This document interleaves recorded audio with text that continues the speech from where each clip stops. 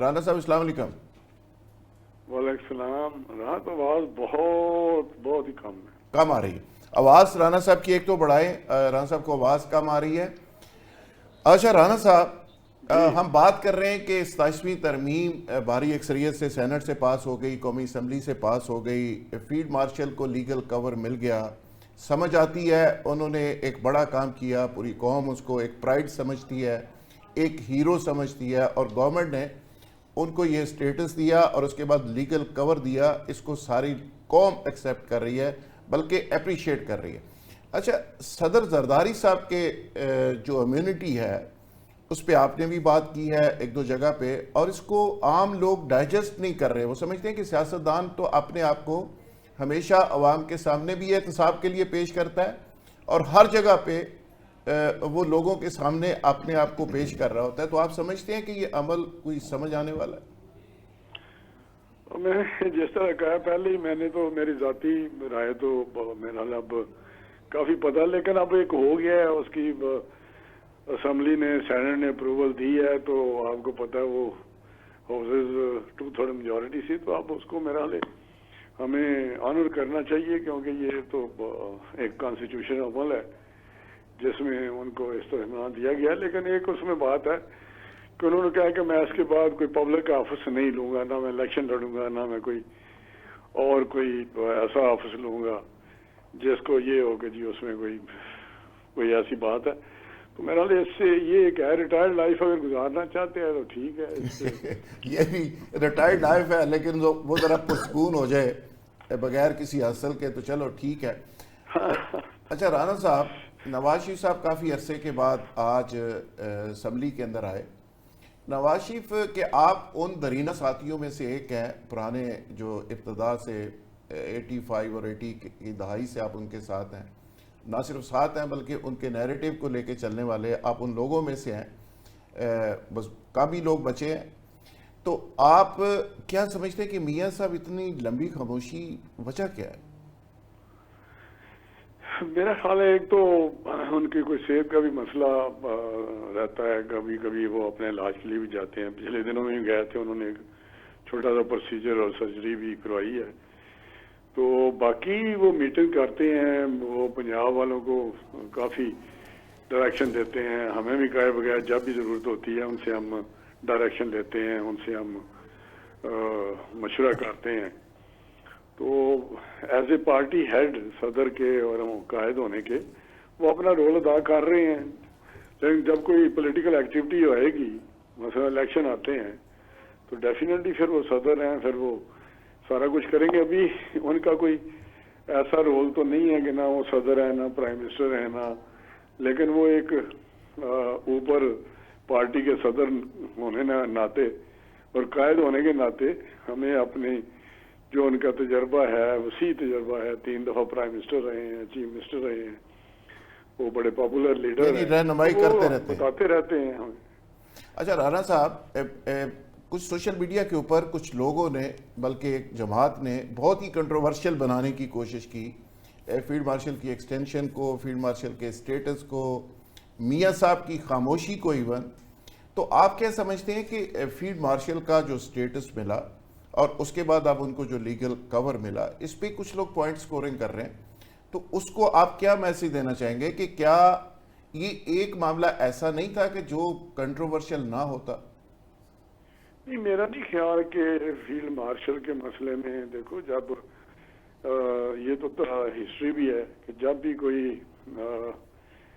کسی arm forces میں سے جو اس طرح پرفارم کرتا ہے، جس طرح ہمارا ہندوستان کے ساتھ کنفلکٹ آیا، تو جس طرح انہوں نے ایک عبرتناک شکست دی ہے اپنی حکمت عملی سے، اپنے پروفیشنلزم سے، تو ان کو میرا لے نہ وارڈ کرنا اپنے ہیروز کو، اپنے جو اس طرح کے سولجر ہیں، تو وہ تو میرا خیال نہیں ہونا چاہیے۔ ابھی فیلڈ مارشل ہیں تو اس میں میرا خیال ہے کوئی تو وہ لوگ ہیں جو اپنے آپ کو خود بنا لیتے ہیں۔ اس دفعہ تو انہوں نے، لوگوں نے، عوام نے، اسمبلی نے ان کو فیلڈ مارشل کا دیا ہے گورنمنٹ نے، تو یہ تو میرا خیال اچھی بات ہے۔ مجھے نہیں سمجھ آتی تو اس میں لوگوں کو، میرا نہیں خیال لوگوں کو اعتراض ہو۔ نہیں، عام لوگ تو اس کو اپریشیٹ کر رہے ہیں، گورنمنٹ نے بھی ظاہر ہے ایک سوال اگر رانا یہ صاحب سے کرنا سٹیٹس چاہوں. دیا محمد نشاد علی ہمارے ساتھ رانا صاحب میں یہ موجود ہیں. پوچھنا چاہ رہا ہوں کہ یہ جنگ جو تھی آپ نے دیکھا بھارت کے ساتھ، یہ ہمارے جو فضائی برتری ہے اس میں بہت بڑا کردار تھا اس کا، نو ڈاؤٹ فیلڈ مارشل مجھے جو ہے وہ آواز اس کو نہیں آ دیکھ رہی رہے ہے، ان تھے. کی نہیں آ رہی، آپ کی آ رہی. نہیں اس کے نہیں، آپ کی نہیں.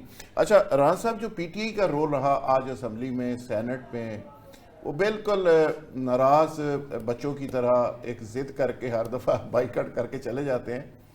یہ اس رول کو آپ کس طرح دیکھ رہے ہیں، پی ٹی آئی کا جو مجموعی طور پہ رول ہے؟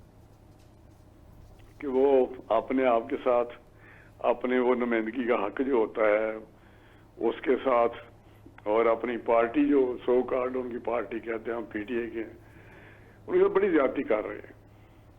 اور یہی کام ان کے جو بانی ہے یا ان کا جو کہتے ہیں ہمارا لیڈر ہے عمران خان، اس نے کیا ہے. اس کی سیاست دیکھیں، اس نے کوئی ایسا ڈیسیژن جو پولیٹیکل ہو یا پازیٹیو فیصلہ ہو جس سے ان کو فائدہ پہنچے، ملک کو تو چھوڑیں یا سسٹم کو چھوڑیں.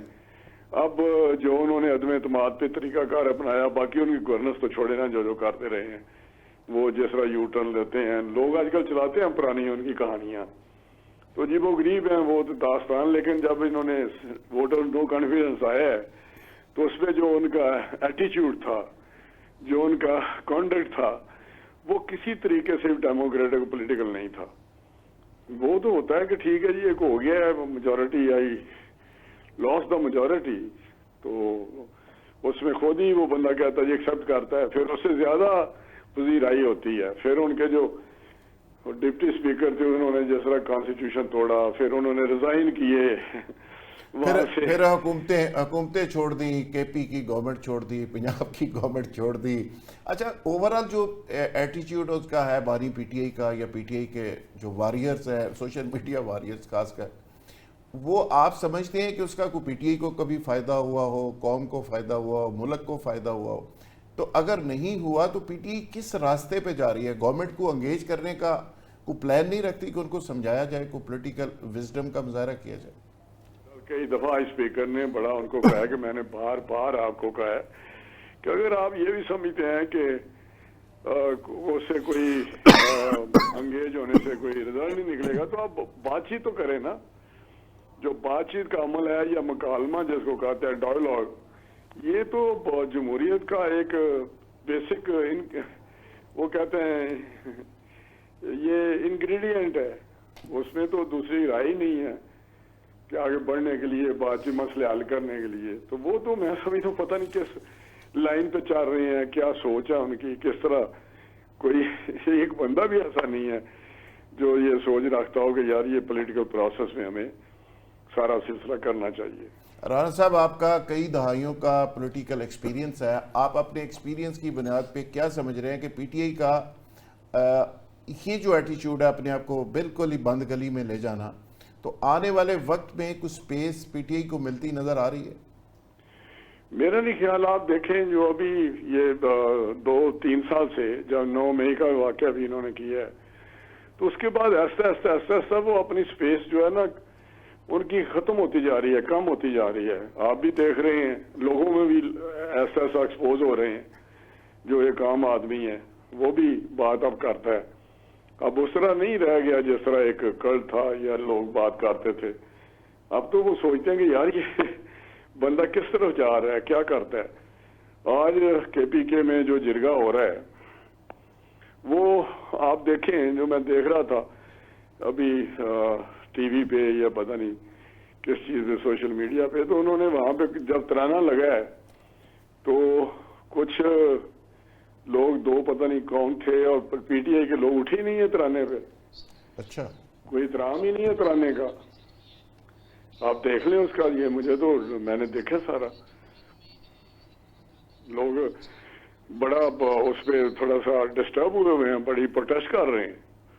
اچھا، یہ چیز بڑی امپورٹنٹ چیز آپ نے نوٹ کی ہے. ویسے تو انہوں نے چیف منسٹر ایسا بنایا جو بڑا جیالہ ہے، اور آنے والے دنوں میں پی ٹی آئی پلان رکھتی ہے اسلام آباد کے اوپر ایک بڑی چڑھائی کا. آپ لوگ اس سے کیسے نپٹیں گے یہ نہیں سمجھ آ رہی. لیکن یہ جو فیلڈ مارشل کو سٹیٹس ملا ہے، آئینی طور پہ آگے جا کے وہ ظاہر ہے اپنا نیا آفس سنبھالیں گے، تو ان کا ڈیزگنیشن پراپر کیا ہوگا اور کیا ان کی شکل کیا ہوگی؟ دیکھیں فیلڈ مارشل تو ایک آزادی ایک